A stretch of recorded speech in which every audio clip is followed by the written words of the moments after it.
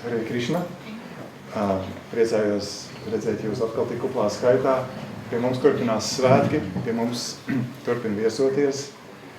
Viņa žēlastība Sankarshan Adhikari Maharaj un viņa kundze māteģa Višnuprija. Un līdz 1. novembrim no rīta Sriman Bhagavatam lekcija vakarā ir lekcija, uz kuru jūs visi tiek atkal aicināti. Tiem, kas ir ieradušies šovakar pirmo reizi, es vēlos pateikt, ka Maharaj ir Šrīlas Prabhupādas skolnieks no 1971. gada, tātad jau 42 gadus. Viņš ir iniciēts un praktizē un māca citiem Krišnas apziņu. Kas nozīmē, tātad kā cilvēkam saprast, kas viņš ir, saprast, kas tu esi un būt tam, kas tu esi. Un katru gadu, pēdējos kādus 8 gadus, Maharaj ar savu kundzi apceļo 22-25 valstis visā pasaulē. Un Rīga ir šo izredzēto valstu vidū, kur viņš ierodas 2 reizes gadā, pavasarī un rudenī. Un šajā vizītē ir pievienojušies arī viņa skolnieki. Maharaj ir inicējošs guru, kuram ir audzēkņi daudzās pasaules valstīs. Un šodien, pirms dažām stundām, mēs sagaidījām 2 no viņa audzēkņiem, kas ir ieradušies šodien pie mums no Austrālijas, no pasaules otra gala, no Melburnas. Un lūk, Madhavananda Prabhu ar māteģi Yashodapriya un viņu 3-gadīgais bērns Krishnēts. Yeah. Es lūdzu Madhavananda Prabhu, could you take this garland and offer to Gurudev. Un sveiksim ar aplausiem skolotāju un mūsu viesus.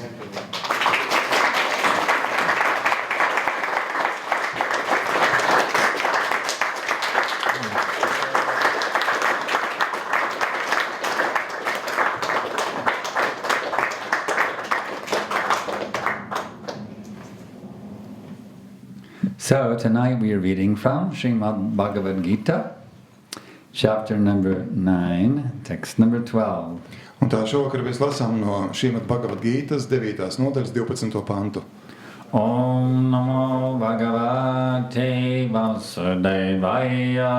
Om Namo Bhagavate Vasudevaya. Om Namo Bhagavate Vasudevaya. Om Namo Bhagavate Vasudevaya. Om Namo Bhagavate Vasudevaya. Om Namo Bhagavate Vasudevaya. Moghasha Mogha Karmano. Mogasha Moga Karmano. Mogha Jnana Vichetasa. Moga Jnana Vichetasa. Rakshasim Asurim Chaiva. Rakshasim Asurim Chaiva. Prakritim Mohinim Shrita. Prakritim Mohinim Shrita. Mogasha Mogha Karmano. Mogasha Moga Karmano. Mogha Jnana Vichetasa. Moga Jnana Vichetasa. Rakshasim Asurim Chaiva. Rakshasim Asurim Chaiva. Prakritim Mohinim Shrita. Prakritim Mohinim Shrita. Translation and purport by Srila Prabhupada. Those who are thus bewildered are attracted by demonic and atheistic views. In that deluded condition, their hopes for liberation, their fruitive activities, and their culture of knowledge are all defeated. Purport. There are many devotees who assume themselves to be in Krishna consciousness and devotional service, but at heart do not accept the Supreme Personality of Godhead Krishna as the absolute truth. For them, the fruit of devotional service, going back to Godhead, will never be tasted. Similarly, those who are engaged in fruitive pious activities and who are ultimately hoping to be liberated from this material entanglement will never be successful either, because they deride the Supreme Personality of Godhead, Krishna. In other words, persons who mock Krishna are to be understood to be demoniac or atheistic, as described in the 7th chapter of Bhagavad Gita. Such demonic miscreants never surrender to Krishna. Therefore, their mental speculations to arrive at the absolute truth bring them to the false conclusion that the ordinary living entity and Krishna are one and the same. With such a false conviction, they think that the body of any human being is now simply covered by material nature, and that as soon as one is liberated from this material body, there is no difference between God and himself. This attempt to become one with Krishna will be baffled because of delusion. Such atheistic and demoniac cultivation of spiritual knowledge is always futile. That is the indication of this verse. But such persons' cultivation of the knowledge in the Vedic literatures like Vedanta Sutra and the Upanishads is always baffled. It is a great offense to consider Krishna, the Supreme Personality of Godhead, to be an ordinary man. Those who do so are certainly deluded, because they cannot understand the eternal form of Krishna. The Brihad Vishnu Smriti clearly states, Yo veti bhautikam deham Krishna shaparamatmanaha sarasavasmad bahiskarya shautasmarta vedannataha mukam tasyo valokyapi satchelam snanam acharet. One who considers the body of Krishna to be material should be driven out from all rituals and activities of the Shruti and the Smriti. And if by chance one sees his face, one should at once take bath in the Ganges to rid himself of infection. People jeer at Krishna because they are envious of the Supreme Personality of Godhead. Their destiny is certainly to take birth after birth in the species of atheistic and demoniac life. Perpetually, their real knowledge will remain under delusion, and gradually they will regress to the darkest region of creation. Tulkojums. Kas ir tādos maldos, to saista demoniski un ateistiski uzskati. Šais maldos visas viņu cerības uz atbrīvi, viņu auglīgā darbošanās un iegūtās zināšanas lemtas sagrāvēji. Skaidrojums. Daudzi bhaktas uzskata, ka apzinās Krišnu un kalpo viņam, bet sirdī neatzīst Dieva augstāko personību Krišnu par absolūto patiesību. Viņi nekad nevarēs nogaršot garīgās kalpošanas augli, atgriešanos pie Dieva. Gluži tāpat arī tie, kas dievbijīgi un auglīgi darbojas un kas galu galā cer atbrīvoties no materiālajām važām, nekad negūs panākumus, jo viņi izsmej Dieva augstāko personību Krišnu. Citiem vārdiem sakot, tie, kas izsmej Krišnu, uzskatāmi par dēmoniem jeb ateistiem. Kā teikts 7. Bhagavad Gītas nodaļā, šādi dēmoniski nelieši nekad neuztic sevi Krišnam. Tāpēc viņa prātojumi, lai sasniegtu absolūto patiesību, noved tos pie maldīga secinājuma, ka parasta dzīva būtne un Krišna ir viens un tas pats. Ar šādu maldīgu pārliecību viņi domā, ka cilvēcisko būtni tikai klāja materiālā daba, un tikko būtne atbrīvojas no materiālā ķermeņa, tā vairs neatšķiras no Dieva. Maldu dēļ šis mēģinājums saplūst ar Krišnu ir veltīgs. Šāda ateistiska un dēmoniska garīgo zināšanu izkopšana vienmēr beidzas ar neveiksmi. Uz to norāda šis pants. Šādiem cilvēkiem Vēdu rakstu, Vedanta sutras un Upanišādu zināšanu apguve vienmēr ir veltīga. Tāpēc ir liels apvainojums, ja uzskatām Krišnu, Dieva augstāko personību, par ikdienišķu cilvēku. Kas to dara, noteikti maldās, jo viņi nespēja izprast mūžīgo Krišnas veidolu. Brihada Višnu Smritī skaidri teikts. To, kurš uzskata Krišnas ķermeni par materiālu, nedrīkst pielaist ne pie kādiem rituāliem un darbības, kas veicami saskaņā ar Šruti un Smritī. Un ja nejauši gadās redzēt šādu cilvēku seju, tad tūlīt jānomazgājas Gangā, lai šķīstītos no šīs sērgas. Cilvēki ņirgājas par Krišnu, jo ienīst Dieva augstāko personību. Viņu gals ir skaidri zināms. Tie atkal un atkal dzims dēmoniskos un ateistiskos dzīvības veidos. Viņu īstās zināšanas pastāvīgi būs maldu klātas, un tie pakāpeniski nolaidīsies vistumšākajos visuma nostūros.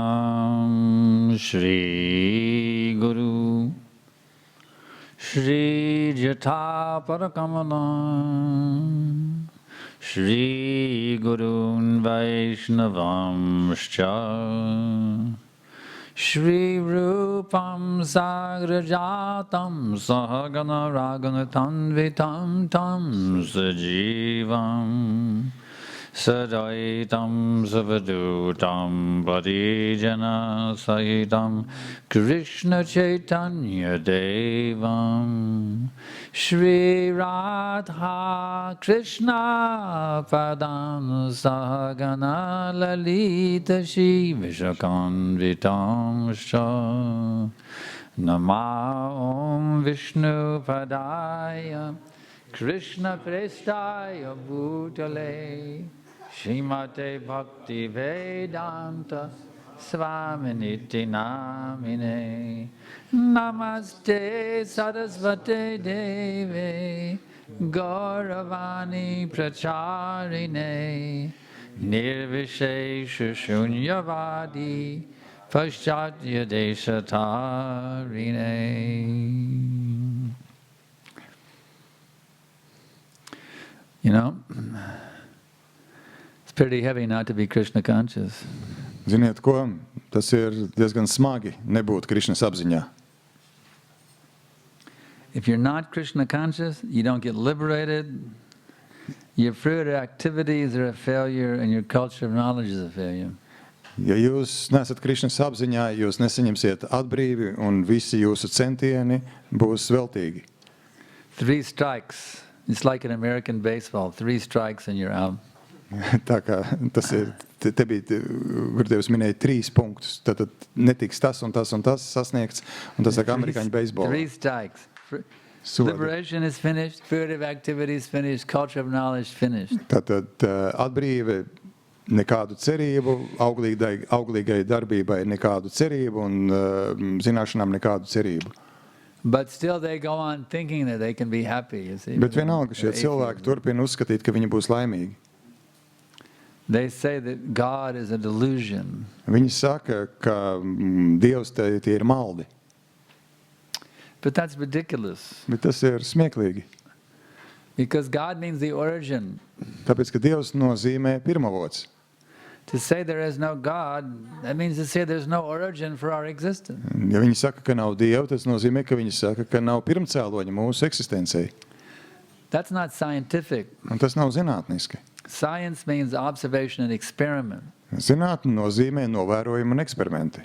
If you want to propose that the universe came out of absolutely nothing, as Dr. Stephen Hawking so proudly declares, ja jūs vēlaties izplatīt ideju par to, ka visums ir radies no nekā, kā dr. Stevens Hawkings lepni to paziņo, then where's the experiment to prove it? bet kur gan ir tas eksperiments, kas to pierāda? I tried it the other day in Kuala Lumpur. Es pirms kādām dienām Kuala Lumpurā to mēģināju pierādīt. We made an experiment. Mēs mēģinājām eksperimentu We veikt. took a stove Mēs paņēmām and an cepeškrāsni empty pot, un tukšu to katlu. and we tried to get some popcorn to come out of it. You know, pop, pop, pop, pop. Un mēs mēģinājām dabūt ārā no tā tukšā katla popkornu ārā. And no popcorn came out of that empty pot. Un no tukšā katla neparādījās nekāds popkorns. We didn't even try to get the whole universe out of the pot. Mēs pat nemēģinājām visumu dabūt no šī tukšā katla ārā. We just tried to get a little popcorn out of the pot. Nedaudz popkornu mēs gribējām dabūt. So from this scientific experiment, Un ar we šo- could conclude that things don't come out of nothing. Un ar šo zinātnisko eksperimentu mēs varam secināt, ka lietas nerodas no nekā. Everywhere we see that something has come from something which came from something. Visur mēs redzam, ka kaut kas ir radies no kaut kā, kas pirms tam atkal ir radies no kaut kā. That is the law of nature. Things come from things. Un tā ir dabas likumi, ka lietas rodas no lietām. There is no scientific experiment to show that something comes out of nothing. It's never been done. Nekad nav veikts tāds eksperiments, kas parāda, ka kaut kas ir radies no nekā. But there have been millions and billions of scientific experiments to prove that things come out of things. Bet ir miljoniem un miljardiem zinātnisku eksperimentu, kas pierāda, ka lietas rodās no lietām. So if you want to have a scientific theory which has validity, you have to back it up with experimental data. Ja jūs vēlaties nākt klajā ar kādu zinātnisku teoriju, kas ir vērā ņemama, tad jums ir jāveic eksperiments, kuram ir kādi rezultāti. There is no data to back up that you get something out of nothing. Un tādu datu par to, ka jūs varētu kaut ko gūt no nekā, nav. All the data is just the opposite. Un visi dati pierāda pretējo. You get something from something. Jūs gūstat kaut ko no kaut kā. Therefore, there has to be an original something. Un tāpēc ir jābūt sākotnējam kaut kam. And that is not a delusion. Un tie nav maldi. To say there is no original something, that is a delusion. Teikt, ka nav sākotnējā kaut kā, tie ir maldi. So we don't have to get hung up on the word God, Mēs pat varam neturēties pie vārda Dievs, which has been so badly abused by the so-called religionists. Kas ir tik eksploatēts nepareizi, daudz eksploatēts nepareizi no tās augtiem reliģionistiem. We can call that something else. We can call it the origin of all existence. Mēs to varam saukt kaut kā savādāk. Sauksim to par visa esošā pirmsākumu. The principle has to be understood. Bet princips ir jāsaprot. That there is an origin for everything. Ka visam ir pirmavots. It's not a delusion to say there is an original source for everything. Un tie nav maldi teikt, ka ir sākotnējais pirmavots visam. And then the next step is to understand, okay, what's the nature of that original source? Un tad nākošais solis ir saprast, kāda tad ir šī pirmavota daba. What is the nature of that original source? Kāda ir pirmavota daba? Just like there's so many people here in this room. Kā piemēram šajā telpā ir tik daudz cilvēku. I'm a person, you're a person. Es esmu personība, jūs esat personība.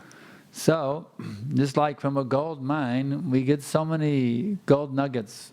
Kā piemēram no zelta raktuvēm, mēs iegūstam tik daudz zelta tos atradnes, tīraģņus. Because the mine possesses gold, gold can be extracted from the mine. Un tāpēc tā iemesla dēļ, ka zelta raktuvei ir šis zelts, tikai tāpēc šo zeltu no turienes var dabūt ārā. So many persons are coming from that original source, that existential mine.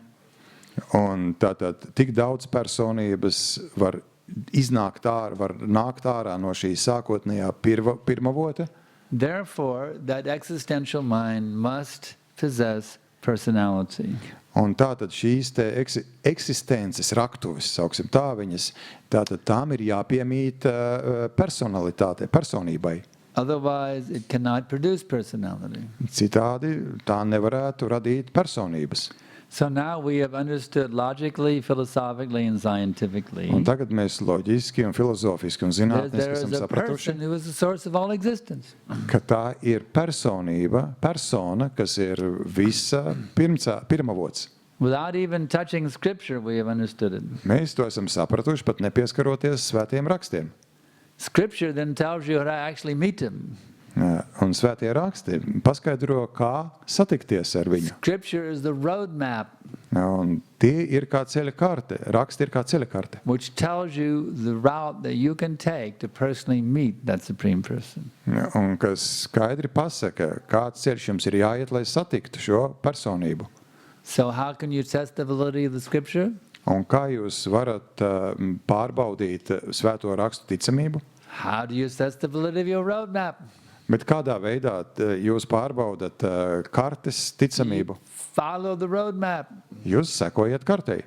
And if it gets you to the place it said it would get you, you know it's a valid roadmap. Un ja karte noved jūs tajā vietā, kura tā soli jūs novest, tad jūs zinat, ka tā ir ticama.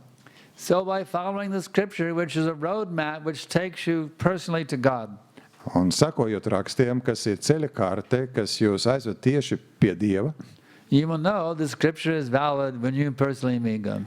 Jūs zināsiet, ka raksti ir ticami, tad, kad jūs personiski satiksiet Dievu. So that is the Vedic literatures. Un tādi ir Veidu raksti. They tell you precisely how to get to the supreme destination. Viņi tie precīzi jums paskaidro, kā nokļūt uz augstāko galamērķi. Other scriptures give the idea, oh, there's a spiritual world. Pārējie raksti dod nojausumu par to, ka ir garīgā pasaule. But precisely how to go to the topmost planet of the spiritual world, that they don't give any information. Bet tie nesatur informāciju par to, kā nokļūt uz garīgās pasaules visaugstāko planētu. The Vedic literatures give specific information how to go to the topmost planet of the spiritual world. Veidu raksti dod specifisku, precīzu informāciju par to, kā nokļūt uz garīgās pasaules augstāko planētu. How to identify and come in personal contact with that supreme person.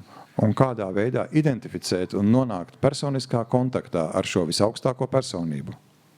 So if one wants to meet that supreme person, Un ja kāds vēlas satikt šo augstāko personību, you simply have to follow the Vedic scriptures. That's all you have to do. tad vienīgais, kas ir jādara, ir jāseko Veidu rakstiem. And then you can meet that supreme person. Un tad jūs satiksiet šo augstāko personību. Face to face, eye to eye. Aci pret aci. Prabhupada told me. Un Prabhupada teica man, He said if you will simply engage in full 24 hours a day in Krishna's service with full sincerity, then you will personally meet God. viņš teica, ja tu 24 stundas diennaktī kalposi Dievam, patiesi kalposi Dievam, tad tu satiksi viņu aci pret aci. So this process works. Un šis process darbojas. Prabhupada is a person who is in constant direct contact with the Supreme Lord. Prabhupada ir personība, kas ir nepārtraukti tiešā kontaktā ar visaugstāko personību. And he is training us how we can come to the same position. Un viņš māca mūs, kā mēs varam sasniegt tādu pašu stāvokli. Those who reject such teachings as what Prabhupada is explaining, what Krishna is explaining, Un tie, kas noraida šīs zināšanas, šīs mācības, ko izskaidro Prabhupada, ko izskaidro Krišna, they remain deluded. tie paliek maldos. In spite of all of their technological advancement, Neraugoties uz viņu tehnoloģisko progresu, their Dreamliners and their iPhones and their internet and all of their technological advances, viss internets, viss iPhone, vēl kādas citas tehnoloģiskas jaunumi, neraugoties uz visu to, they're going out of the animal kingdom in the next life. viņi savā nākamajā dzīvē dodas uz dzīvnieku valstību. So what is the great benefit of all this technological progress? Nu, un kāda tad ir ieguvuma no visa šī tehnoloģiskā progresa? What's the advantage of building a Dreamliner if in your next lifetime you'll be a mosquito? What is a Dreamliner? These the new high-tech airplane from the what's that company called? Okay, In Europe, that company? Huh? Okay. No. Anyway, There's a manufacturer in Europe. Okay. Vārds sakot, There's Boeing in the US, Boeing, and then there's... Jā, tad kāda jēga no šīm jaunām te bija konkrēti, piemēram, lidaparāta izmantošanas, ja nākamajā dzīvē tu kļūsti par odu? They're making all these double-decker airplanes now. Un tie ir lidmašīnas, kas ir divstāvīgās lidmašīnas. With all kinds of facilities. Ar visām tehnoloģijām iekšā. They even have one airplane you can take a shower on the airplane now. Jūs varat dušā iet, pat lidojot. Yes, one of the Middle Eastern airlines. You can take a shower on the airplane. So what is the advantage of all this technological advancement? Un kāda tad ir jēga no visām tām tehnoloģiskajām novitātēm? You're just going to become a worm or a bug in your next lifetime. Ja nākamajā dzīvē jūs kļūstat par kādu tārpu vai vaboli, Better to reconnect yourself with God labāk ir atjaunot savu saikni ar Dievu, by chanting Hare Krishna mantra, skandējot Hare Krišna mantru, by bowing down to the Lord. noliecoties kunga priekšā. Man manā mama madbhakto majjanji mang namaskuru. Mamme vaishashi yugvayavang atmanang matparayanaha. Engage your mind always in thinking of me. Iesaisti savu prātu, vienmēr domās par mani. Become my devotee. Kļūsti par manu kalpu. Worship me. Kalpo, pielūdz Offer mani. your obeisances unto me. Noliecies manā priekšā. In this way, by becoming fully absorbed in me, certainly you will come to me. Un tādā veidā, pilnīgi gremdējoties manī, tu pilnīgi noteikti nonāksi pie manis. It's not a difficult process. Tas nav grūts process. You just have to do it. Jums tas vienkārši ir jāveic. How do you make a 1,000-mile journey? Kā jūs sākat 1000 jūdžu How do ceļojumu? you start a 1,000-mile journey? Kā jūs to sākat? One step, Ar pirmo soli, and then another step. un tad otrs solis. So in the same way, the ultimate journey is back to home, back to Godhead. Un tādā pat veidā visaugstākais, galvenais ceļojums ir atpakaļ uz mājām, atpakaļ pie Dieva. How do you begin? Un kā jūs to sākat? Take one step. Sāciet ar pirmo What's the soli. first step? Un kāds ir pirmais solis? Chant Hare Krishna. Atkārtojiet. Hare Hare Krishna. Krishna. Hare Krishna. Hare Krishna. Hare Krishna. Krishna Krishna. Krishna Krishna. Hare Hare. Hare Hare. Hare Rama. Hare Rama. Hare Rama. Hare Rama. Rama Rama. Rama Rama. Hare Hare. Hare Hare. It's that easy to go back to Godhead. Ir tik viegli atgriezties atpakaļ pie Dieva. You've already made one step. Jūs jau izdarījāt pirmo soli. Now don't stop walking. Un tagad nepārtrauciet Take iet, another step. veiciet nākamo soli. Take another step. Un nākamo. Keep walking. Don't stop. Un turpiniet iet, If you'll neapstājieties. keep taking the steps, chant every day, chanting Hare Krishna, taking prasad, hearing about Krishna, that day will come when you will enter Golok and you will see Krishna personally face to Un face. jūs turpināsiet iet skandējot, baudot Krišna prasādam. Un tad pienāks tā diena, kad jūs ieiesiet Krišna galokā un redzēsiet Dievu aci pret aci. Do you think this is hype? Vai jūs domājat, ka tās ir izdomas? This is not hype. Tās nav nekādas This is a izdomas. fact. Tas ir fakts. If you follow this process, you will directly see God face to face. Ja jūs sekosiet šim procesam, jūs sastapsiet Dievu aci pret aci.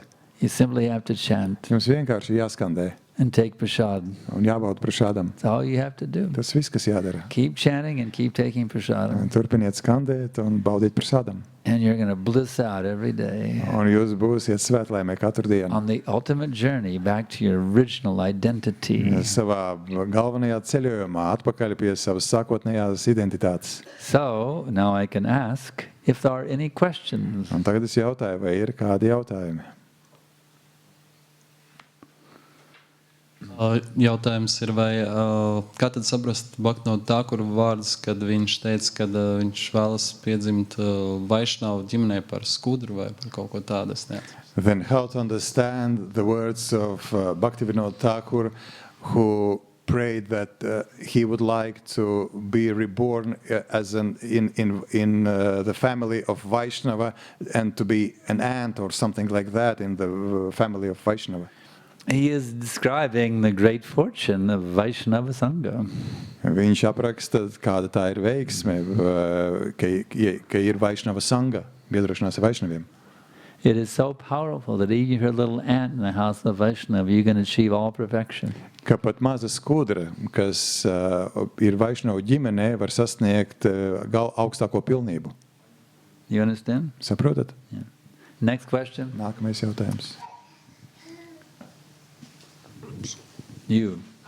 Yeah. Sagaidiet lūdzu mikrofonu, lai jums pasniedz, jā? Харе Кришна, дорогой Гурудев, подскажите, пожалуйста, почему вот когда удается как-то проповедовать или как-то с философией что-то упоминать, ссылаясь на святые писания, то люди абсолютно не воспринимают авторитет святых писаний в этом веке.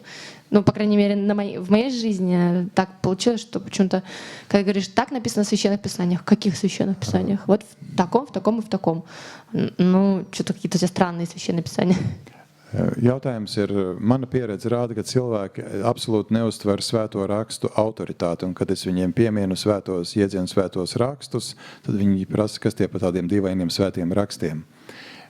My experience is that people don't accept the authority of the scriptures, and when I mention that this or that statement comes from the scriptures, then they ask, what is it? What does it mean? Or what are weird scriptures? Or what to do You with can't that? use scripture and you're preaching to skeptical people. You have to use logic. Jums nevajag lietot, jūs nevarat lietot rakstus, runājot ar skeptiskiem cilvēkiem, lietojot loģiku. Scriptural preaching is for devotees, not for non-devotees. Uz rakstiem balstīta sludināšana domāta baktām, nevis nebaktām. For them, scriptures are like some stupid comic book, that's all. It has no value. Priekš viņiem raksti ir kā kāds muļķīgs komiks. You have to learn to preach using logical arguments Jums ir jāmācās, kā sludināt, izmantojot loģiku. to the non-devotees. Tiem, kas nav baktas. Just like I gave logical proof for God's existence with no scripture. Tā kā es bez jebkādiem rakstiem minēju loģiskus argumentus Dieva eksistencei. Where will you learn all these logical arguments? Un kur mēs varam mācīties šos loģiskos argumentus? Prabhupada's books. The scriptures are full of them. Prabhupādas grāmatās, un raksti ir pilni ar šiem loģiskiem argumentiem. So that way you give them scripture without them knowing they're really getting scripture. You Un see. tādā veidā jūs dodiet viņiem rakstus, un ka viņi pat nenojauš, ka jūs viņiem dodat rakstus zināšanas. So many logical arguments for God's existence. Tik daudz loģisku argumentu Dieva esamībai. Just like every machine has an operator. Kā piemēram, ik vienai mašīnai ir vadītājs. Show me a machine that can operate without an operator pushing the start button. There is no machine. Parādiet man tādu mašīnu, kas var uzsākt darboties, piemēram, bez vadītāja vai operatora. So we can scientifically observe thousands and millions of machines that requires operators, you see. Mēs varam zinātniski apskatīt simtiem un miljoniem mašīnu, kurām ir And we nepieciešams can make operators. a scientific conclusion, therefore, that every machine requires an operator. Un nonāk pie zinātniska secinājuma, ka katrai mašīnai vajadzīgs operators. And then we can observe this cosmos, the universe is a gigantic machine. Un tad mēs varam novērot, ka šis visums ir kā gigantiska mašīna, Therefore, it requires operator. kurai arī ir nepieciešams operators. This is not blind faith. This is scientific analysis. Un tā nav akla ticība, tā ir zinātniska analīze. So that is God. Un tas ir Dievs. He is the cosmic operator. Un tas ir kosmiskais operators. There must be a cosmic operator. Ir jābūt Whatever you kosmiskajam call him, operatoram. there must be a cosmic operator. Lai kā jūs viņu sauktu, bet So ir this jābūt. way, with logic, you must convince them. Un tādā veidā ar loģiku jūs varat pārliecināt viņus. But the actual technique is you ask them, what is your philosophy? Bet pareizā tehnika vispirms jūs pajautājat, kāda ir jūsu filozofija. And then you cut their philosophy to shreds. There's nothing, you completely annihilate their philosophy. Un tad jūs sašķērējat viņu filozofiju strēmelēs, neatstājiet neko no tās. And then you can explain the science of God to them in a logical way. Un tad jūs izskaidrojat viņiem zinātni par Dievu loģiskā veidā. In this way, you can bring them to Krishna consciousness. Un tādā veidā jūs viņus aizvedīsiet uz Krišnas apziņu. But first you have to defeat their philosophy. Bet pirmkārt jums ir jāsakauj viņu filozofija. Next question. Nākamais jautājums. Richard? Sagaidiet lūdzu mikrofonu. Дорогой Гурудев, скажите, пожалуйста, как узнать, что человек считает тело Кришны обычным, человеческим? То есть как это увидеть в себе или в другом? Dargais Gurudev, kā uzzināt, ka cilvēks uzskata Krišnu par parastu cilvēku? Kā to ieraudzīt sevi un citos? Dear Gurudev, how I can know that one believes that Krishna or sees Krishna as an ordinary human being? How to recognize that? How to recognize that one sees Krishna as an ordinary human being? If you don't think he's God, then you're saying he was an ordinary human being. I didn't hear. If you don't see him as God, then you're saying he was an ordinary human being. Okay. Ja jūs neredzat viņu kā Dievu, tad jūs viņu redzat kā vienkāršu cilvēku. Some people don't even see as an ordinary human being. They just see he's a make-believe character from literature. He's not even a real person. Daudz cilvēku vispār neuzskata viņu par reālu personību. Viņi uzskata, ka tas ir kāds izdomāts tēls. Mahatma Gandhi said there was no person Krishna who ever existed.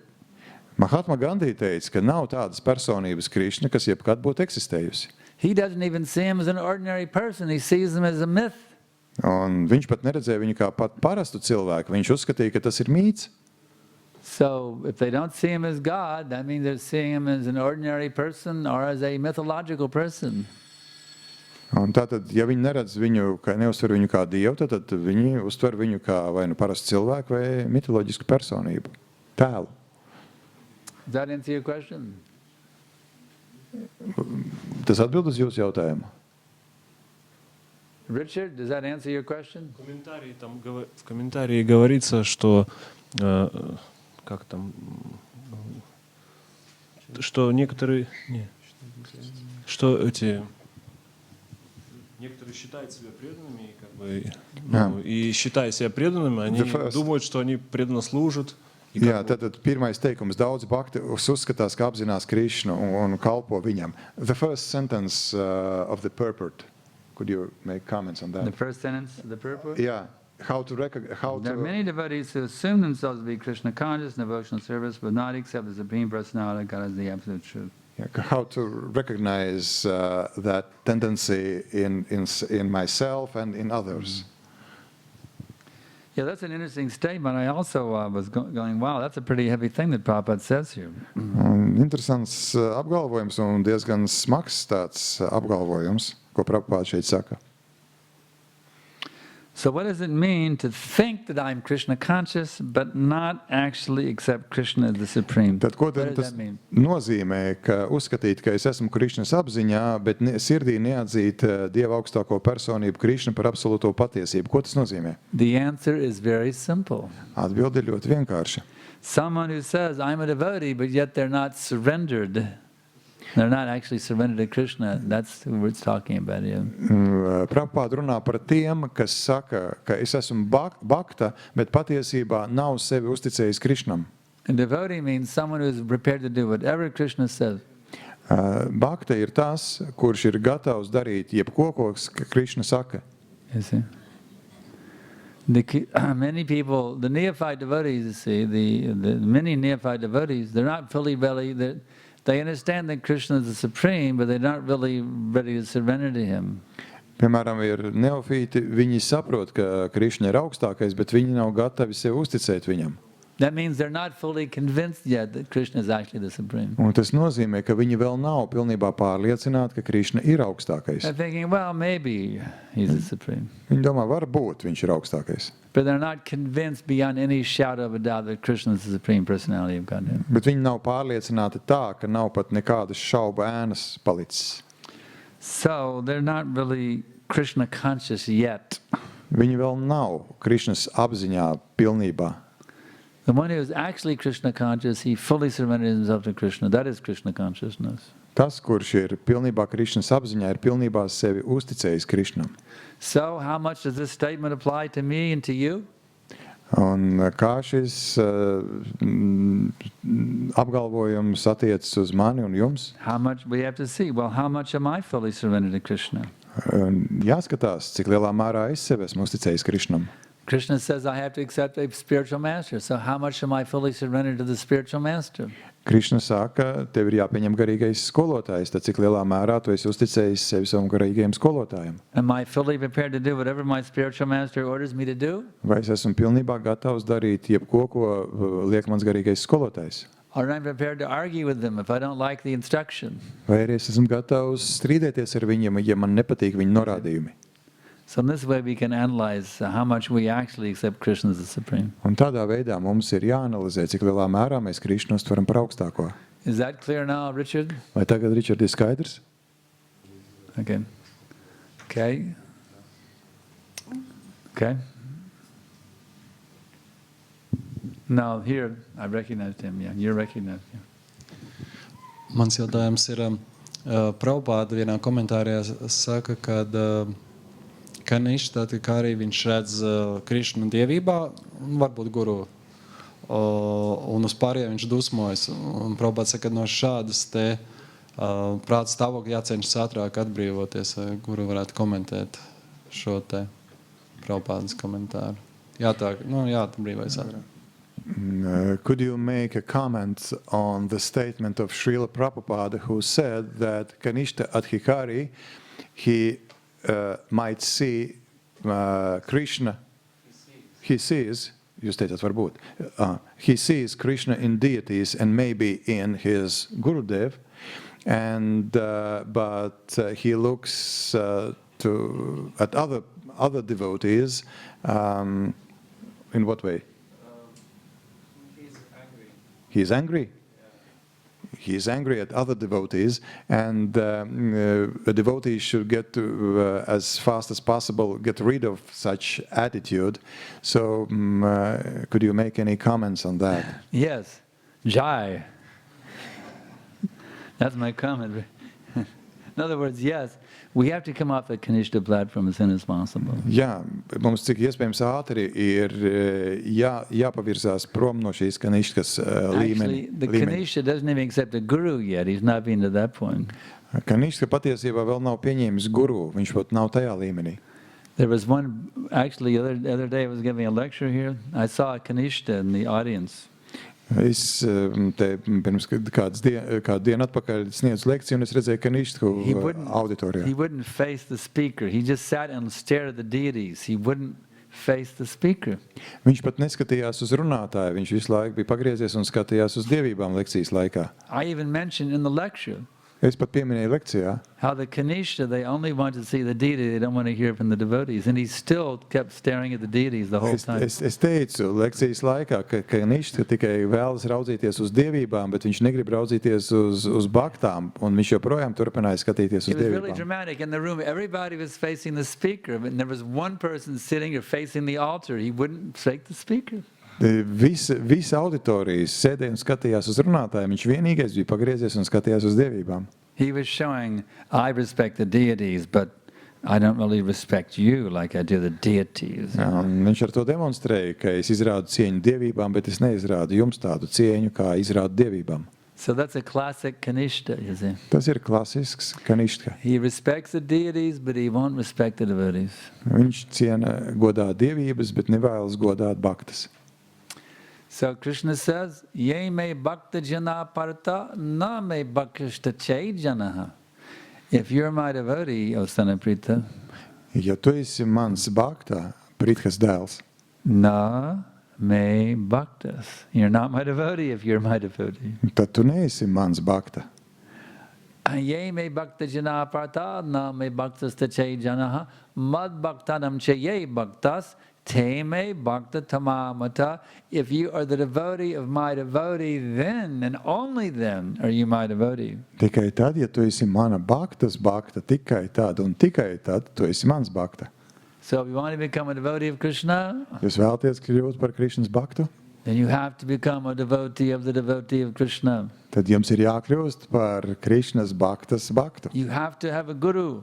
Jums ir nepieciešams guru. You have to find a devotee that you can devote yourself to. Jums ir jāatrod tāds bhakta, kuram jūs varat sevi uzticēt. Otherwise, what is your position? Citādi, kādā gan stāvoklī jūs esat. Anata. No master. Bez skolotāja, Street dog. bez saimnieka, tā kā klaiņojošs suns. In India, we have seen very graphically two kinds of dogs. Indijā ļoti uzskatāmi redzami divu veidu suņi. In Vrindavan, we have seen the street dogs. Vrindavanā mēs redzam šos klaiņojošos suņus. It's horrible. Tas ir šausmīgi. It's horrible. Their fur has fallen off. They have wounds all over their body. They're walking skeletons. Un spalva ir izkritusi un rētas pa visu ķermeni. Tie staigājuši skeleti, They're full of fear. pilni baiļu. But then on Juhu Beach, Bet tad Džuhu pludmalē we have seen the dogs walking with the rich millionaires on the mēs beach. redzam suņus, kas pastaigājas savu bagāto saimnieku miljonāru They're pavadībā. big, stout, strong, jolly dogs Ļoti stalti, spēcīgi, priecīgi suņi, walking with their masters. ejot kopā ar saviem saimniekiem. So if a dog has a master, then he's in very good shape, you see. Un ja sunim ir saimnieks, tad viņam viss ir kārtībā. If he has no master, he's in a very perilous condition. Un ja viņam nav saimnieka, tad viņš ir ļoti nožēlojamā stāvoklī. So one who has a bona fide spiritual master, Un cilvēkam ir vajadzīgs patiesi garīgais he's very skolotājs. solidly situated in the transcendental platform. Un tad viņš ir ļoti stabils uz šajā pārpasaulīgajā līmenī. And those who don't, Un tie, kuriem nav, aren't. tie nav. Next question. Nākamais jautājums. Okay, behind you. Let me has him. Yeah, behind you. Yeah. Харе Кришна. У меня такой вопрос. Что важнее для духовного прогресса? Хороший слушатель или же хороший лектор? Kas ir svarīgāk garīgajam procesam? Labs klausītājs vai labs lektors? What is more important for the spiritual progress? Good lecturer or good hearer? Good hearer. Labs klausītājs. God gave you 2 ears and 1 mouth. Dievs ir devis jums 2 ausis un 1 muti. So you should be twice as interested in hearing as you are in speaking. Tāpēc jums ir 2 reizes vairāk jābūt ieinteresētam klausīties nekā runāt. Unless one is a good hearer, they cannot speak nicely. Un tik ilgi, kamēr cilvēks nemāk labi klausīties, viņš nemāk labi runāt. Only those who hear very nicely can speak properly. Tikai tie, kas labi klausās, var labi runāt. Next question. Nākamais jautājums. Okay. Следует из вышесказанного то, что источник философии пустоты есть ложное эго. Vai no iepriekš teiktā mēs varam secināt, ka tukšuma filozofijas avots ir viltus ego? Can we conclude from what was said that the source of this philosophy of emptiness is our false ego? The force? Source. Yeah. Yeah. Yes, the philosophy, that's a very good question. Tas ir labs jautājums. The one who proposes the philosophy of emptiness, that is coming from false ego. That's a bit. Tas, kas sludina tukšuma filozofiju, tā ideja nāk no viltus ego. They want to deny the existence of God. That is due to false pride. That's a bit. Un viņi vēlas noliegt Dieva eksistenci, un tas tik tāpēc, ka viņu viltus lepnība to liek darīt. Just like Nietzsche, he said, God is dead. Kā Nietzsche teica, ka Dievs ir miris. But then God can say, Nietzsche is dead. Bet tad Dievs saka, Nietzsche ir miris. So who will win? Kas vinnē? Nietzsche or God? Nietzsche vai Dievs? So God is living, Nietzsche is dead. Dievs turpina dzīvot, Nietzsche ir miris. Next question. Nākamais jautājums.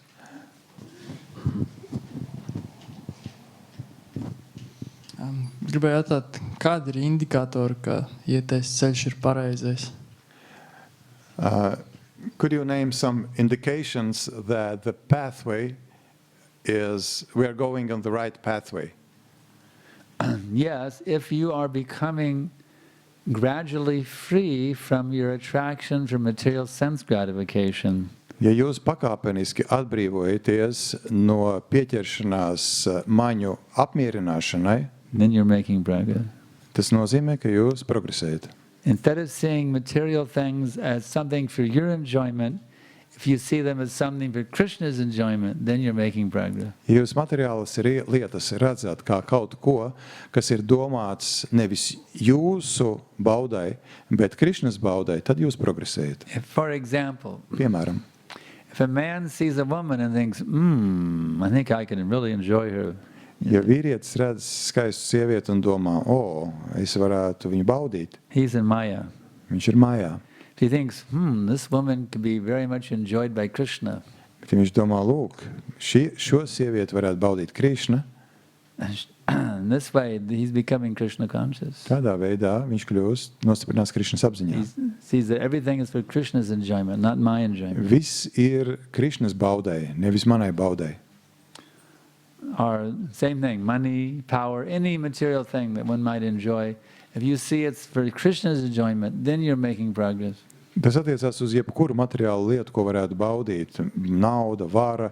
Ja jūs to redzat, ka to var Just baudīt like one Krišna. may see a computer game, Piemēram, attiecībā uz datorspēli. think, wow, now I can really enjoy. Tagad gan es varētu izbaudīt. You see, I got a computer, I got a really cool game here, I got a keyboard, I got a mouse, wow, a joystick.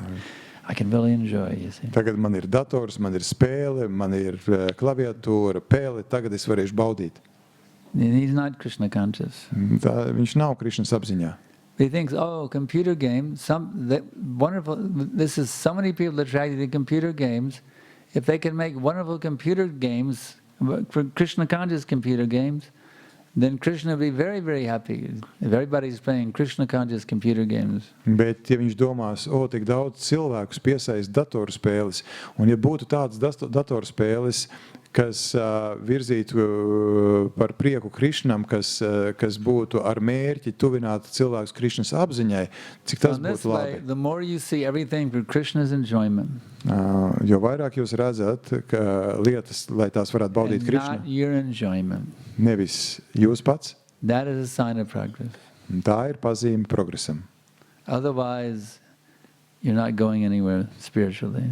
Citādi jūs nekur neprogresējat garīgi. If you find yourself still hankering to enjoy these material things that are around you, Ja jūs joprojām visu laiku alkstat baudīt tās materiālās lietas, kas ir ap jums. next question. Dear Srila Gurudev, how can we learn how to take pleasure in seeing others make advancement in Krishna consciousness? Others being? Make advancement or progress in Krishna consciousness. Jautājums, dārgais Gurudev, kā mēs varētu iemācīties gūt prieku no tā, ka citi progresē Krišnas apziņā? By being a preacher. Kļūstot par esot sludinātājiem. It's like you may distribute a book to somebody. Kā piemēram, jūs varat izplatīt grāmatu kādam. They were completely caught up in the material nature. Un viņi ir pilnībā materiālā And then you follow up with them, you get their email address, you keep in touch with them. Un tad jūs uzturat kontaktus ar viņiem dažādos and you veidos. find out they gave up marijuana, they gave up liquor, and they're chanting japa. Wow, you're becoming enlivened. Un tad sazinoties ar viņiem, jūs uzzināt, ka viņi pārtraukuši spēņķēt marihuānu, pārtraukuši dzert, un tas jums rada prieku. And then they really went into, they gave up illicit sex. Un tad viņi atsakās no nepareizām seksuālām attiecībām. You go, wow, this is great. He gave up illicit sex even now. Un tad jūs jūtat, cik tas ir lieliski. And then he says, I'd like to come and join the book distribution party. Un tad viņi saka, es arī gribētu pievienoties grāmatu izplatīšanas komandai. Wow. And that's even more ecstatic, isn't it? Un tas ir vēl ekstātiskāk. Just like, here's a good example. Bhakta Brian, one of my aspiring disciples.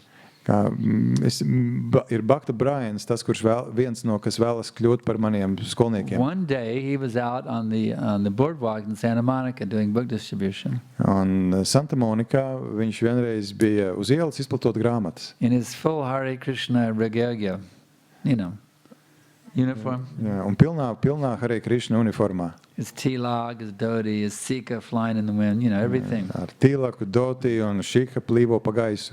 And it was a crowded sidewalk, many people, Un diezgan daudz cilvēku bija ceļmalā. And then he saw a bunch of people, bodyguards, with the suits on, and a little bulge here under the jacket where they had a revolver, in the holster. Un tad viņš pēkšņi pamana grupu miesas sargu, kurus var atpazīt pēc viņa apģērba. Packing un ka var redzēt, ka viņam ir ierocis tur pie jostas. He said, some big VIP must be coming down the sidewalk. Un viņš padomā, te jābūt acīm redzot kāda ļoti svarīga personība pastaigājās te. He was looking through the people trying to figure out who's coming down the sidewalk. Un viņš raugās un mēģina saprast, kurš gan tur ies. And all of a sudden, everybody parted, and Bill Clinton came out of the crowd and walked up to him. Un pēkšņi cilvēki pašķirās un iznāk Bills Clintons un dodās pie viņa. He came right up to the devotee, the former president of the U.S. Un bijušais Amerikas Savienoto valstu prezidents devās tieši pie Bhaktas. He walks right up to Bhakta Brian, he shakes his hand and gives him a hug. Un viņš iet viņam klāt, paspiež viņam roku un apskauj viņu. So, and then Bhakti Brian is thinking, what should I do now? Un I tad just got hugged by Bhakti Bill Brāns Clinton. domā, ko gan nu tagad lai es daru? So what's a book distributor to think, you know? Well, give him a book. Un ko gan grāmatu izplatītājiem domāt? Dod grāmatu. So he said, actually, he used to be an admirer of Bill Clinton when he was running for presidency and all the political speeches. Who was, Bhakti Brian used to be an admirer of Bill Clinton. Viņš bija savā laikā, Bhakti Brians bija, viņam ļoti pozitīva attieksme bija pret Billu Clintonu, tad, kad viņš balotējās par prezidentu. So in his own language, he said, Bill, I love you, man. Viņš saka, vecīt, Bill, tu man patīci. Can I give you this book? Vai es varu tev iedot grāmatu? And Bill said, why, sure. Un Bills saka, protams. And this time, all the media people there, the newspaper reporters, the cameras, they're all filming this whole thing. Un mēdīt cilvēki tur apkārt un filmē un fotografē to visu. So Bill holds up the Bhagavad Gita, everybody's cheering, you know. Un Bills paceļ Bhagavad Gita un visi aplaudē apkārt. The Karmis are cheering. Bill Clinton's holding up a Bhagavad Gita and everybody's cheering. Bills Clintons tur Bhagavad Gita un visi karmi aplaudē. So then the limousine pulled up, you know, his Bill's limousine pulled up. You know. Un tāda Clintona limuzīnas piebrauc. It's time to get in the car and head out, you know. Un pienācis bija laiks kāpt mašīnā viņam. So he got back in the limo. Un kā viņš He iekāpa limuzīnā. held the Bhagavad Gita up and waved it and everyone cheered again. Bet sēžot iekšā, viņš izpauž roku un tur Bhagavad Gita And then as rokā. he drove off, he was holding the Bhagavad Gita. He didn't like lay it down somewhere. Un tad viņš rāda, ka viņš piespiež Bhagavad Gita un tur to Bhagavad Gita. So do you think Bhakti Brian was feeling pretty good that day? Un kā jūs domājat, Bhakti Brians labi jutās to tajā dienā? He was floating on a cloud of euphoria, let me tell you. Viņš bija eiforijas mākoņos. And they got back to the temple and they thought, see, they're having a morning announcement after Mangalarti about the previous day's Sankirtan report. Un tad viņš atgriezās atpakaļ templī, un tad bija ziņojumi par iepriekšējās dienas So Sankirtanu. he didn't tell us, so only his Sankirtan buddy knew. The two of them were out together. See, they were the only ones who knew. They kept it completely secret. Un viņi turēja to noslēpumā, un tikai vēl viens bakta, ar ko viņš kopā izplatīja grāmatas, tikai tas to zināja. Until the next morning in front of Rukmini Dwarkadish and all the assembled devotees, they made the announcement and the whole temple room erupted in transcendental ecstasy. Un tad nākamajā rītā dievību priekšā un visu baktu priekšā viņi to paziņoja, un tas bija tāds sajūsmas izvirdums tajā brīdī. So what was the bliss of Bhakti Brian? Un kāds, kad bija svētlājumi Seeing how the viņam. former president of the United States, who's a very respected leader even today in the world, took a Gita and was very much appreciating Bhagavad Gita. Kāda gan bija viņa svētlājuma Bhaktam Brainam, ka viņš redzēja, ka bijušais Savienoto valstu prezidents, kam joprojām ir liela ietekme pasaules politikā, novērtē Bhagavad Gitu. His happiness was to see how Bill Clinton had made spiritual advancement. Un viņa prieks bija par to, kā Bills Clintons garīgi progresē. And how he got to be an instrument for Bill Clinton's spiritual advancement. Un kā viņš ir bijis instruments, lai palīdzētu Billam Clintonam garīgi progresēt. Bill Clinton has a foundation. He has seminars where he brings world leaders from all over the planet to discuss about how to improve the quality of the planet.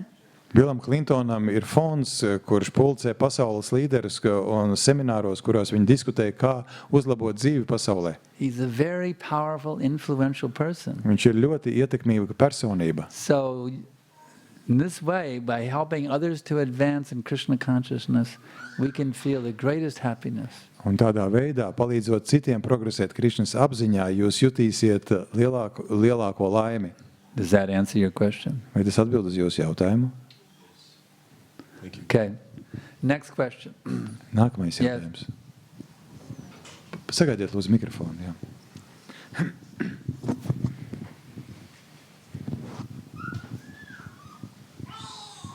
Что-то нажимать надо? Мы видим, что в духовном мире и спутники Кришны в мужских телах, у них есть жены, и женщины тоже имеют, может быть, мужьев. И какие отношения между этими преданными в духовном мире? Потому что часто мы слышим, как у Дживы, какие могут быть отношения с Кришной, а какие отношения между преданными. Вот, может быть, конкретно даже вот супружеские отношения.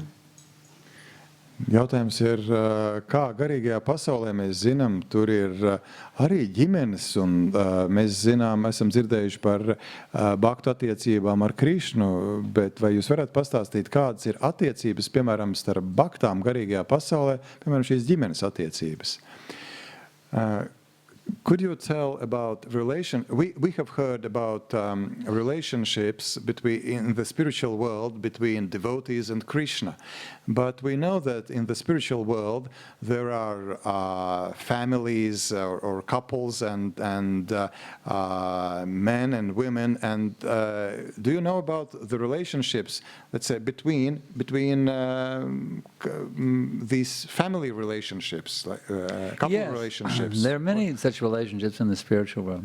Jā, ir daudz dažādas šādas attiecības garīgajā pasaulē. The women are very, very beautiful. Sievietes ir ļoti, ļoti skaistas. And the men are also very, very beautiful. Un vīrieši arī ļoti skaisti. And they are husband and wife even. Un viņi ir vīrs un sieva. But they are not attracted to each other. Bet viņus nesaista viens otrs. They're simply attracted to Krishna. Viņus saista vienīgi Krišna. Everybody is simply totally mad after Krishna. Un visi pilnīgi jūg prātā pēc Krišnas. What did Krishna do today? Ko Krišna šodien dara? What did Krishna say? Ko Krišnas teica? How did Krishna hold his head? How did he hold his hand? Kā Krišna turēja savu galvu, kā viņš turēja savu roku? Everybody's completely absorbed in Krishna. Visi ir gremdējušies pilnībā Krišnā. It's like even here we have householder couples, you see. Tā kā šeit mums, piemēram, ir ģimenes cilvēki. They are not enamored by each other. Viņus nesaist, viņi nav nesaist viens otrs. They're simply enamored by Krishna. Viņus saista vienīgi Krišna. That all powerful. Tas, kurš ir visvarenais, all beautiful, visskaistākais, all renounced, tas, kurš atsacījies, all wealthy, visbagātākais, all famous, visslavenākais, all knowing, viszinošākais, all merciful, visžēlsirdīgākais, amazing person, apbrīnojama personība, who is standing in the bank of Keshigat, kurš stāv Keshigatas krastos, on the full moon night of the Sharat season, un pilnmēnes naktī, wearing a yellow silk dhoti, apģērbis dzeltenu zīda dotī, he's placing his flute to his lips, viņš ir pielicis flautu pie savām lūpām, which are like newly blossomed twigs, kas ir kā nu pat uzplaucis zariņš. His transcendental body shining very bright in the moonlight. Un viņa pārpasaulīgais ķermenis mirdz ļoti spilgti. Is amazingly bending in 3 places. Un viņa ķermenis apbrīnojami lokās 3 vietās. That transcendental flute player. Šīs pārpasaulīgais flautas spēlmanis. Who is herding the cows. Kurš gana govis. Who is yielding all desire. Who is fulfilling all desires. Kurš piepilda visas vēlmes. Who is surrounded by millions of kalpavriksha trees. Kuru ir apņem miljoniem vēlmju izpildīšanas koki. Who is always being served with great reverence and affection by hundreds and thousands of Lakshmis or gopis. Un kuram kalpo un kuru pielūdz simtiem miljonu gopiju un lakšmī. Who is adept at playing on his flute. Kurš ir meistars spēlēt flautu. Whose transcendental body is tinged with the hue of blue clouds. Kura pārpasaulīgais ķermenis ir iekrāsots zila mākoņa krāsā. And whose unique loveliness is charming millions and billions of cupids. Un kura unikālā mīlestības spēja valdzina miljoniem kupidonu. So when you have somebody like that in your village, who cares about a beautiful woman? I mean, you know. Un ja jums ir tāda personība jūsu ciemā, tad kurš gan īpaši daudz domās par skaistu sievieti vai meiteni? Or a good-looking husband. I mean, vai izskatīgu vīru? Krishna is unbelievably attractive. Krišna ir neticami valdzinošs, piesaistošs uzmanību. He is the cynosure of all eyes. You don't know cynosure? All eyes are always looking at him. Viņa visi acu skatieni ir vienmēr piekalti viņam. So, you know, he's so attractive that everyone's completely captivated by his beauty. Un viņš ir tik pievilcīgs, ka visi ir pilnībā pārņemti ar viņa skaistumu. The husbands and wives simply help each other to be more and more Krishna conscious. That's all. Un vīri un sievas vienkārši palīdz viens otram ar vien vairāk nostiprināties Krišnas apziņā. Their family life is Krishna consciousness. Viņu ģimenes dzīve ir Krišnas apziņa. Okay? Still, it sounds a little bit that they're kind of neglectful to each other. Even here, amongst devotees, we feel some affection towards devotees. Even we are kind of Krishna's bhaktas and we like Krishna. But anyway, everyone who is around us, we even not related, maybe like family members, even then we have some affection to devotees. And you mentioned that only one who is my devotee is devotee, that Krishna accepts as devotee. It sounds that kind of they are neglecting each other, but we can. Why neglect? And the more you can facilitate someone's Krishna conscious, the more you're blessing them. Kāpēc atstāt novārtā? Jo vairāk jūs nodrošināt iespējas kādam attīstīties Krišnas apziņā, jo vairāk tas izrāda tādas attiecības, parāda jūsu attieksmi pret viņu. Any other question? Vēl jautājumi? Yeah. Подождите, пожалуйста, микрофон.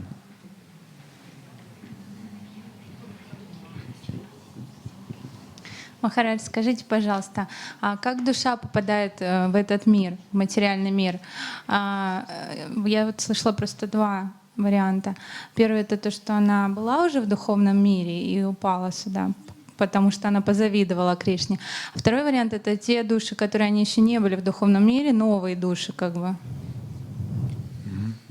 Jautājums, es esmu dzirdējis divus veidus par to, kā dvēsele nokļūst materiālajā pasaulē. Viens ir, ka dvēsele ir bijusi garīgajā pasaulē un kritusi, un otrs veids, ka ir tā jaunās dvēseles, kas vēl nav bijušas garīgajā pasaulē.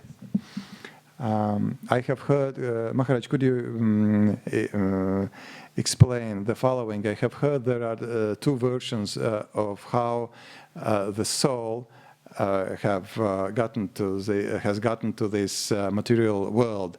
One version is that the soul previously was in the spiritual world and fell down, and the other version is that kind of new souls that have never been to the spiritual world are here. Yeah.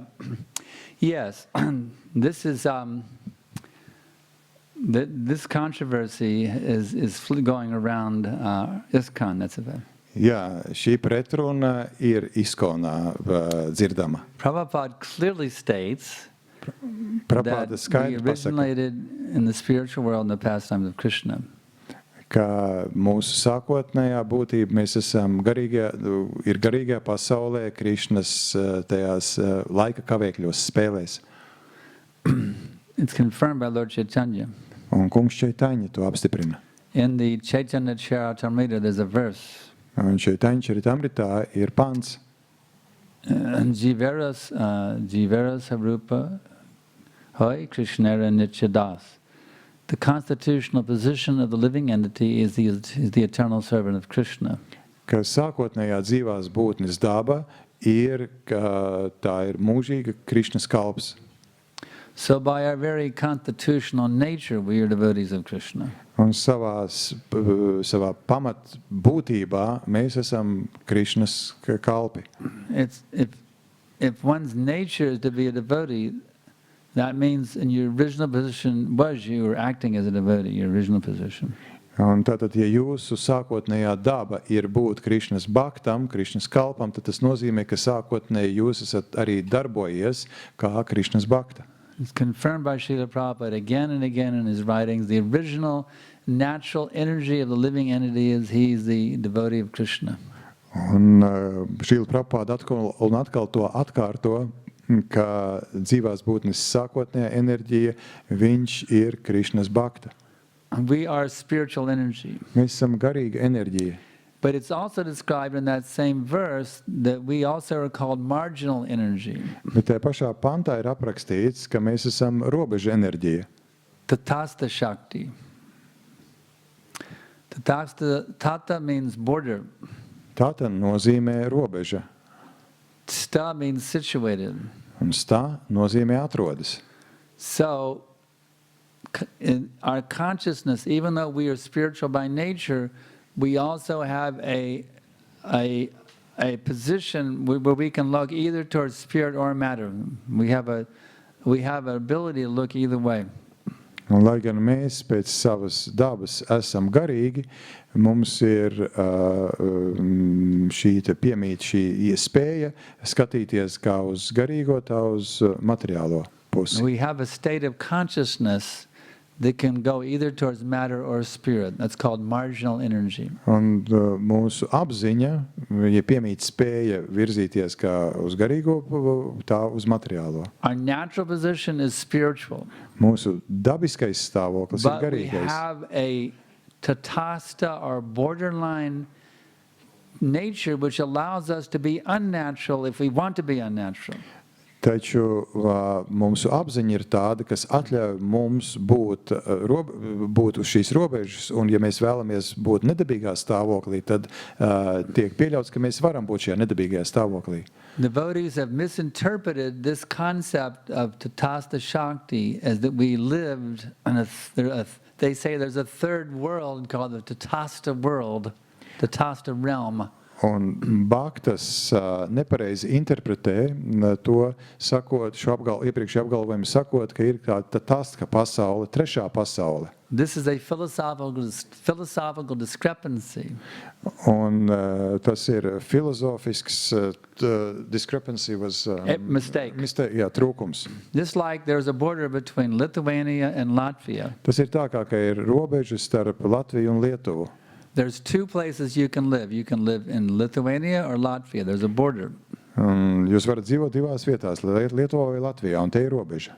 Is there a third region where you can live that's between the two countries? Vai ir trešā teritorija, kur jūs varat dzīvot starp divām valstīm? No, there is no third region there. Nē, nav trešā reģiona. There's two regions. Ir divi reģioni. So these devotees make the mistake of thinking there's a third region called the tatastha region. Un šie bhaktas pieļauj kļūdu, uzskatot, ka ir trešā teritorija, tatastha teritorija. They can't conceive how the living entity could fall from the pastimes of Krishna.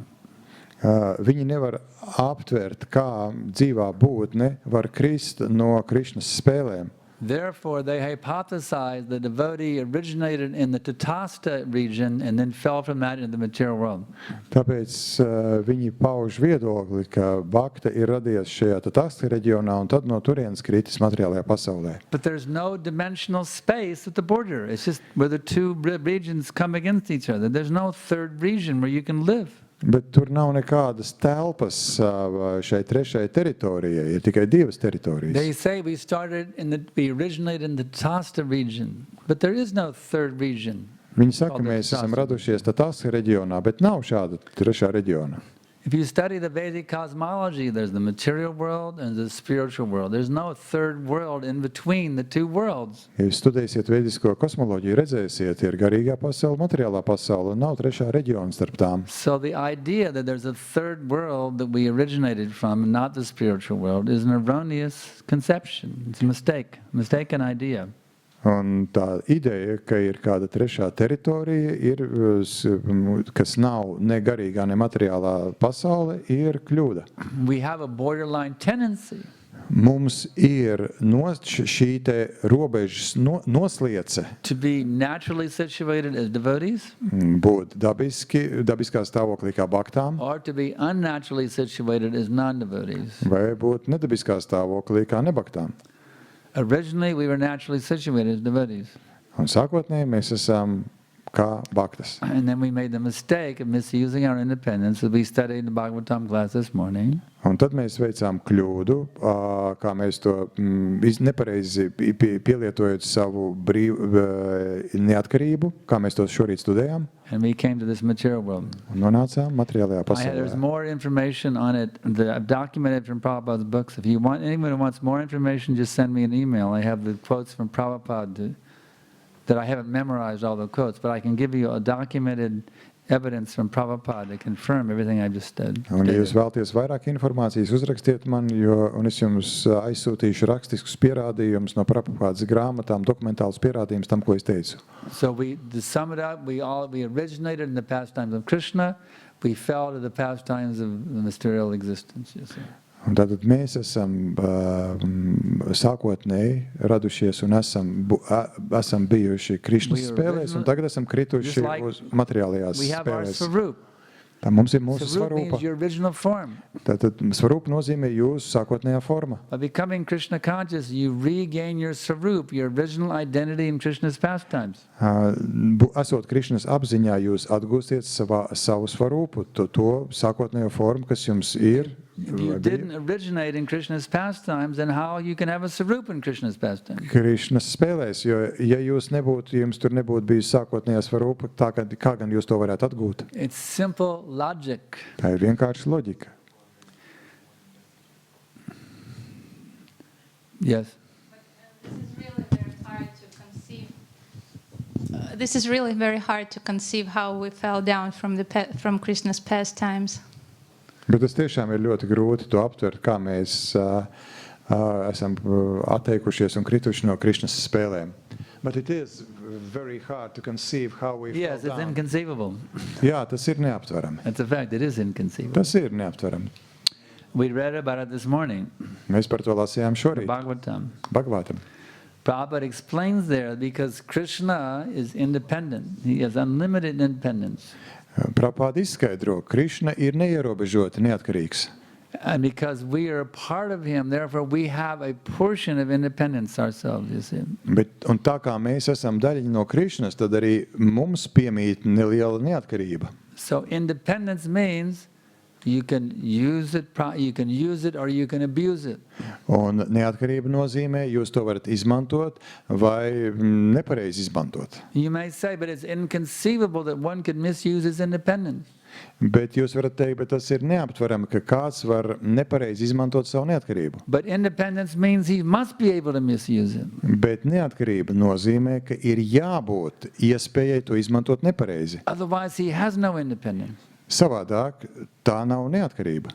So it's actually not that difficult to understand. Patiesībā nav nemaz tik grūti to saprast. If you take the statements of Prabhupada as authoritative, Ja jūs pieņemat Prabhupādas teikto kā autoritatīvu, that is simply misuse of independence. ka tā ir vienkārši nepareiza neatkarības But pielietošana. if you don't accept Prabhupada's statements as authoritative, you try to get to it by mental speculation, you'll remain bewildered for millions of lifetimes. Bet ja jūs nepieņemat Prabhupādas teikto kā autoritāti un sākat izdomāt paši savus spriedelējumus, tad jūs būsiet maldināti miljoniem dzīvju. Just like the Gyanis, Tāpat kā piemēram Gyānijas, as described in the Brahma Samhita. kā tas aprakstīts Brahma Samhitā. They are trying to find out the non-differentiated Brahman by process of the elimination of the mundane extending over thousands and millions of years.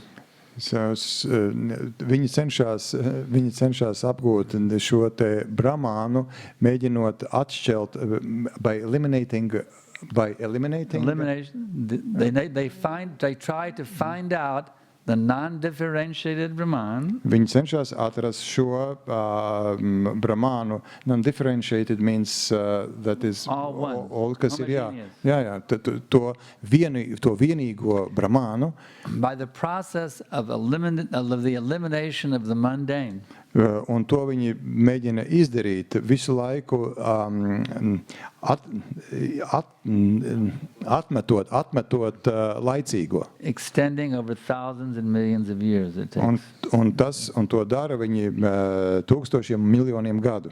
So if you try to, through mental speculation, understand how you could fall down, you can go on for millions of years and never figure it out. Un ja jūs ar prātojumiem centīsieties saprast, kā jūs kritāt no garīgās pasaules, tas prasīs jums miljoniem dzīvju, un jūs to neveiksiet. But if you will take the authority of Srila Prabhupada's words, Bet ja jūs pieņemsiet Šīlas Prabhupādas vārdu autoritāti, that we misused our independence, then immediately it's understood. ka mēs nepareizi izmantojam savu neatkarību, tad tas uzreiz ir skaidrs. Just like a little boy in the kitchen, you see. Kā piemēram mazs bērns virtuvē, Little Johnny.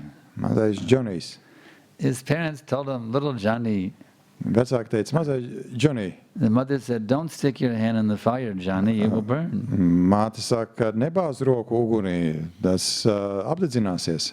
So little Johnny doesn't dare do it when his mother's around, you see, because she doesn't want to get chastised. Un kamēr mamma ir klāta, tikmēr viņš neuzdrošinās to darīt, tāpēc, ka viņš zina, ka mamma viņu sabārs. One day in the kitchen, the telephone rings. Un vienu dienu zvan telefons. And the mother goes out of the kitchen for a minute. Un mamma iziet ārā no virtuves. Little Johnny sees his chance. Un Džonijs redz savu iespēju. Now he can taste the forbidden fruit. Un tagad viņš var nogaršot aizliegto augli. He can stick his hand in that fire and see what it's like. It's so beautiful. Un viņš tagad var iebāzt roku šajā brīnišķīgajā ugunī. So he sticks his hand in there. Un viņš stiep savu rociņu. Un tad He's crying and screaming. Un tad kliedz un bļauj. He burned his hand. Viņš ir apdedzinājis savu roku. Even though he was warned, Lai gan viņu brīdināja. he wanted to taste that forbidden fruit. Viņš vēlējās nogaršot šo aizliegto augli. Actually, it's described in the Bible, Un tas ir aprakstīts Bībelē the patiesībā. forbidden fruit. Par aizliegto augli. But the Christians don't know what is that forbidden fruit. Bet kristieši nezina, kas tas ir par aizliegto That augli. forbidden fruit is Un šis aizliegtais auglis ir, that I am God. ka es esmu Dievs. That is the forbidden fruit. Is it? Tas ir aizliegtais auglis. So one wants to taste that fruit. I'm God. I'm God. I'm God. Un tas, kurš grib pagaršot šo augli, es esmu Dievs, es esmu Dievs. Krishna will let him do them. Krišna ļauj viņam to izdarīt. And Brahma is ready Un Brahma ir gatavs with self-deception, ar sevis maldināšanu, the fear of death, ar bailēm no nāvis, anger after frustration, dusmām pēc neveiksmes, etc. un tā tālāk, un tā tālāk. So any other questions? Vēl jautājumi? Okay.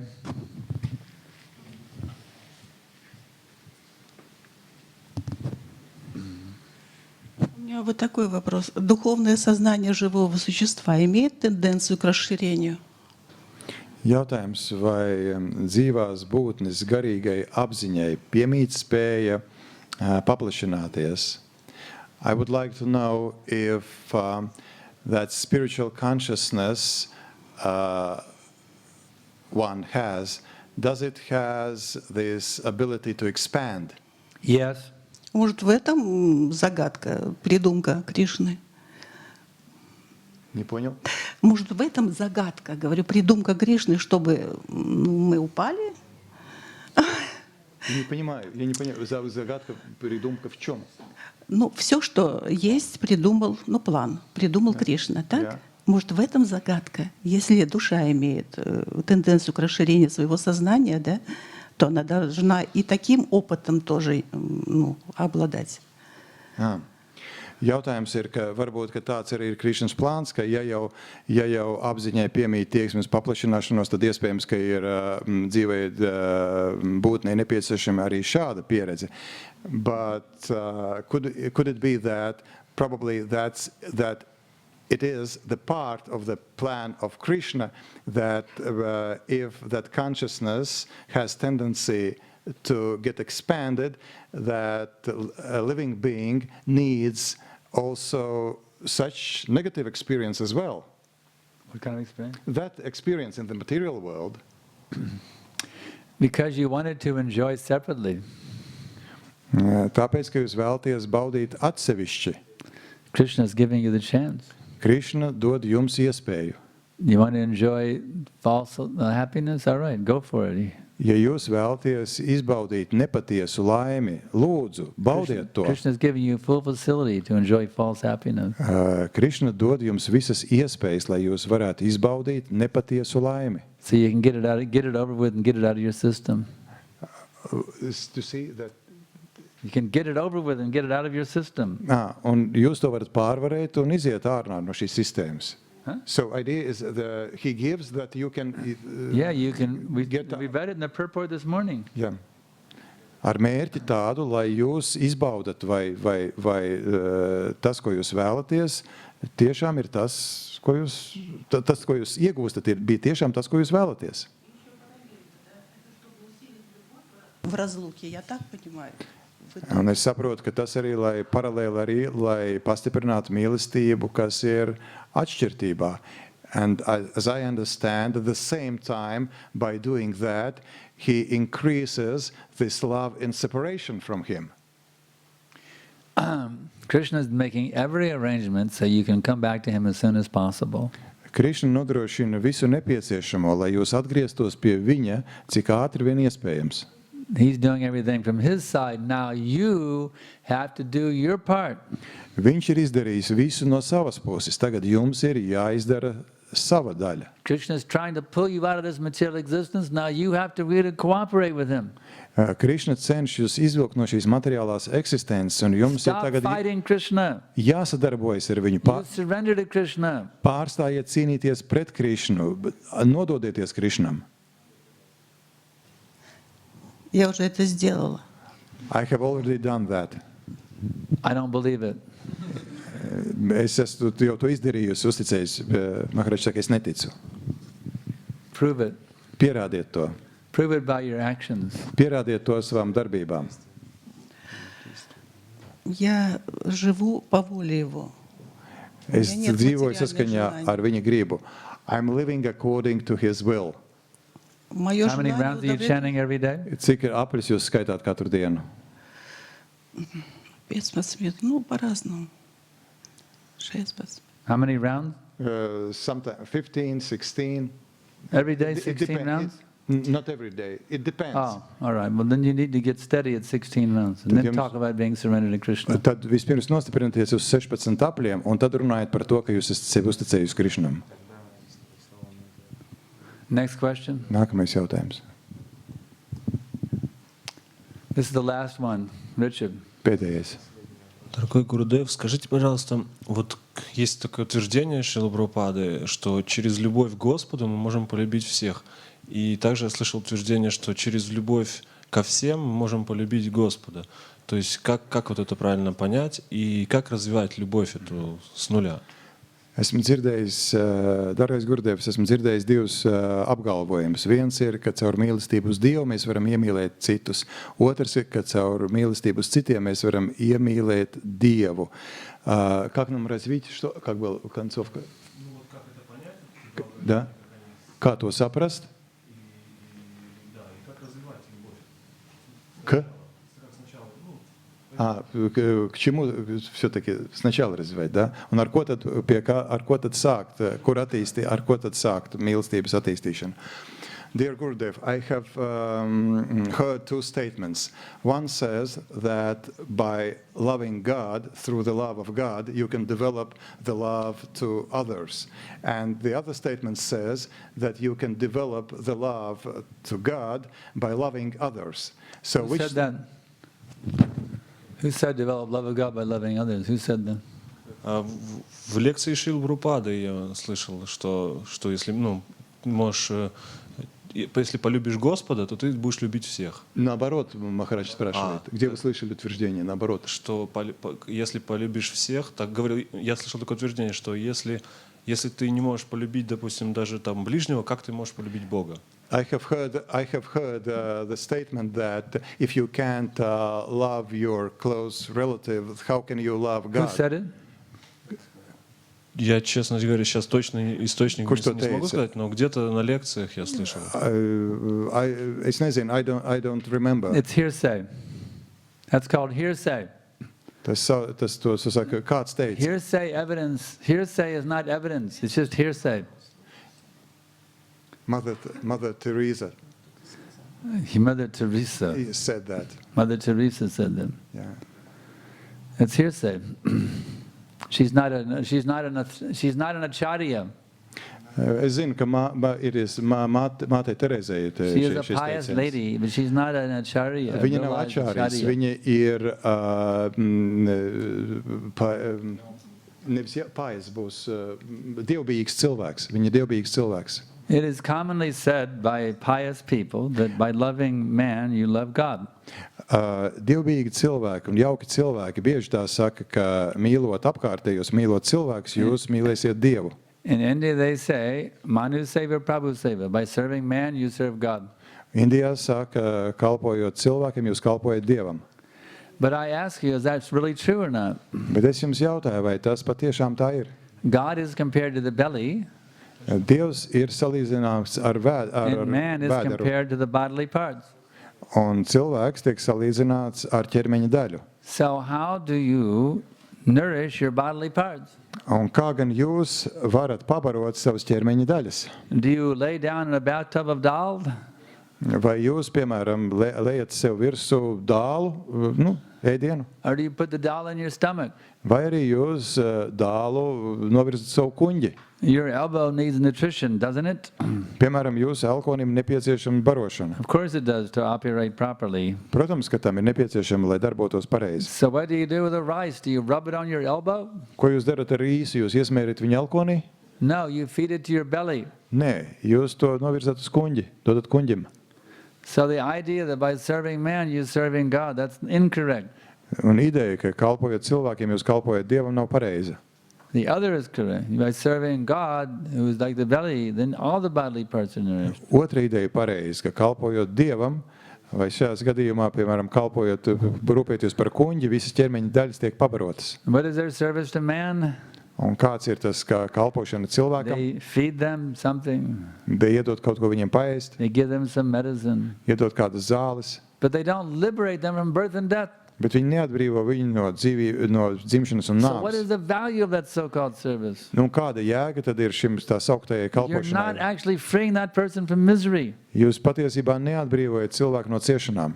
So their so-called love of man is simply extended sense gratification. Un patiesībā tā sauktā cilvēka mīlestība ir vienkārši sevis Not actual service. savu maņu apmierināšanas tās Because they're paplašinājums. not reconnecting that jiva's soul with his eternal identity as a servant of God. Tā nav kalpošana, tāpēc, ka tās kalpošanas rezultātā jūs nepalīdzat dzīvai, dvēselē atgūt attiecības ar Dievu. They're simply reinforcing that person's false bodily conception of his self. Vienkārši tiek nostiprināta šī cilvēka ideja par to, ka šī ķermeniskā ideja, Therefore they are atmaha, they are killer of the soul. ka viņš ir ķermenis, un tāpēc viņi ir atmahā, They are dvēseles not giving actual nogalinātāji, service to the soul. un viņi patiesībā nesniedz kalpošanu. So it's not the same. Un tas nav viens un tas pats. Every devotee should understand this difference, which Prabhupada explains again and again and again and again throughout all of his teachings. Un katram baktam ir jāsaprot šī atšķirība, ko Prabhupāda visās savā mācībā atkal un atkal un atkal pasvītro. Any devotee who wants diksha must clearly know this distinction. Un ik viens bakta, kurš vēlas dikšu, ka skaidri Otherwise, viņam ir they are jāredz not qualified for atšķirība. diksha. Savādāk viņš nav kvalificēts saņemt dikšu. Okay, we'll stop here. Mēs beigsim šeit. Raja Vidya Srimad Bhagavad Gita ki jai, Srila Prabhupada ki jai. His Grace Sriman Sankarshan Das Adhikari Maharaj ki! Hare Krishna.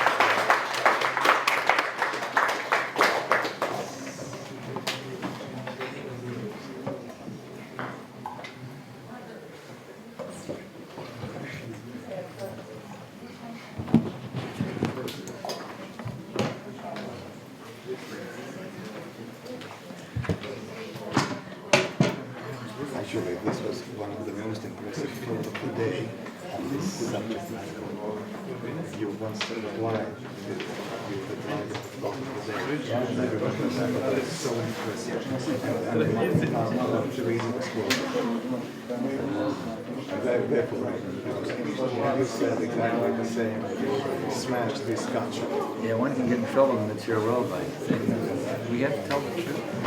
They can do this.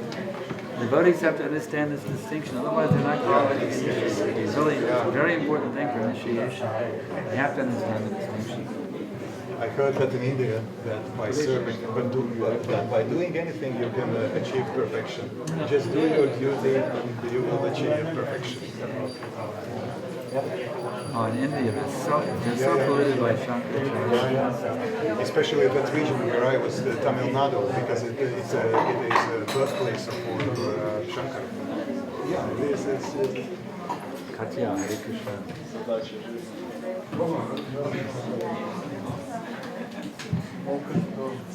Yanis, Hare Krishna.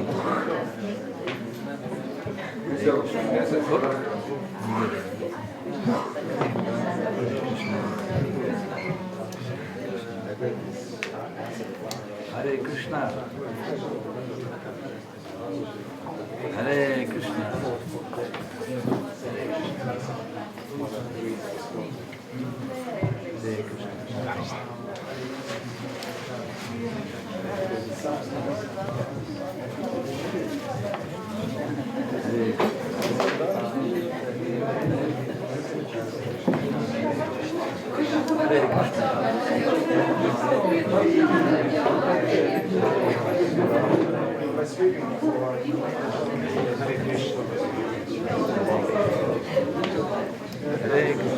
One piece?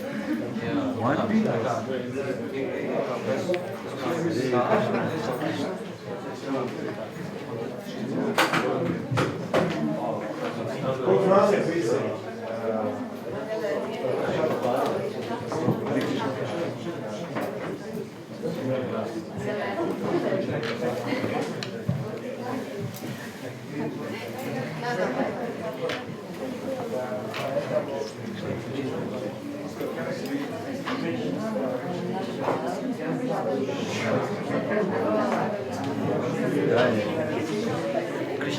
How do you like this atmosphere here? Pretty amazing, huh? Beautiful, yes. This is like Powerful.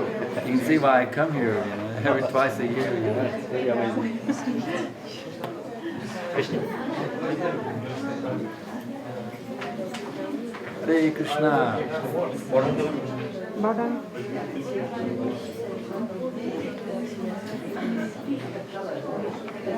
Thank you. Bhagan.